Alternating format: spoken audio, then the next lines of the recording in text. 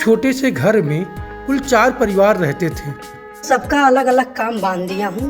तुम गाय चराने जाओ और तुम खेती का काम करो और तुम घर का काम करो। कोई गाय चराने जाता, कोई घर का काम करता और कोई खेत का काम करता। जिससे परेशान होकर एक व्यक्ति गाय की तरफ जाता है और गाय की ओर जाने के बाद वह गाय से कहता है, मैं बहुत सीधा साधा हूँ।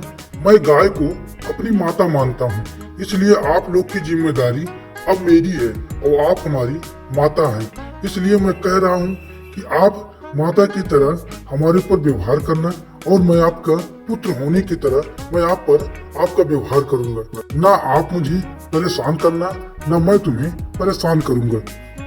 वह बाजार से जाता है और ढेर सारा राशन लेकर वह गाय की तरफ आता है और गाय को फिर कहता है, मैं आप लोग के लिए अच्छा सा राशन लेके आया हूँ।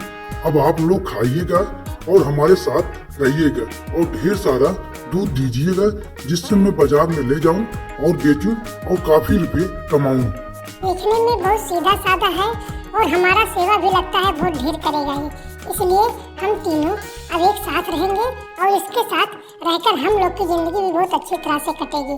इसलिए तीनों कभी घबराना मत और एक साथ रहना। ये आदमी बहुत देखने में अच्छा लग रहा है और हमारे को इज्जत भी कर रहा है और हम लोग को अब इसका साथ देना है और मेहनत करके इसको अधिक दूध भी देना है। इसलिए अब हम लोग साथ में मेहनत करेंगे और अच्छे से दूध भी देंगे। कहते हैं दोस्तों कि सोचा हुआ काम नहीं होता है। अगले सुबह वह जा ही रहा था, तभी एक व्यक्ति उससे कहता है, तुम अपनी काली वाली गाय को ले जाकर बाजार में घुमा कर तो देखो, वह काफी दूध देगा। कह रहे हो? मुझे पता नहीं था, न मेरे बड़े भैया मुझे बताए कि ऐसा करने पे दूध काफी देता है।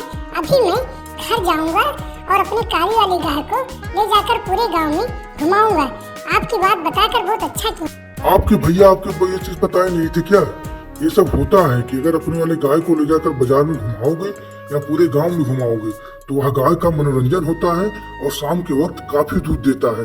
ये बात सच है। एक बार ले जाकर तो देखो, शाम को तुम्हें पता चल जाएगा। ठीक है भैया, मैं भी जा रहा हूँ और ले जाने के बाद कुछ देर के बाद मैं गाय को अपने खिला पिलाकर और नहला धुलाकर अभी मैं उसे पूरे गांव में घुमाऊंगा और बाजार में भी घुमाऊंगा। तब देखता हूँ कि शाम के वक्त वह कितना दूध देती है। मैं आकर फिर आपको बताऊंगा। मैं जा रहा हूँ।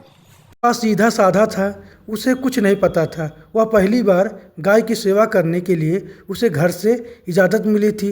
वह अपने गाय को अच्छे से नहलाता है और नहलाने के बाद उसे अच्छे से तैयार करता है। तैयार करने के बाद वह उसे बाजार की तरफ ले जाता है और पूरे बाजार में उसे घुमाता है और घुमाने के बाद फिर वह अपने घर लेके चला आता है और घर लाने के बाद वह फिर खूंटे में बांधकर उस आदमी के पास जाता है।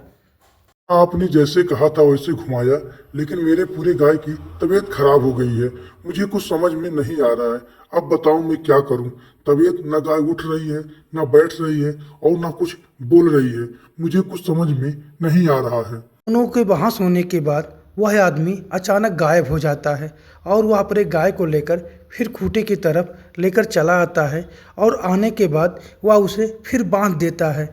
बांधने के बाद वह कुछ देर सोचता है और उसे कुछ समझ में नहीं आता और कुछ देर के बाद वह व्यक्ति आता है।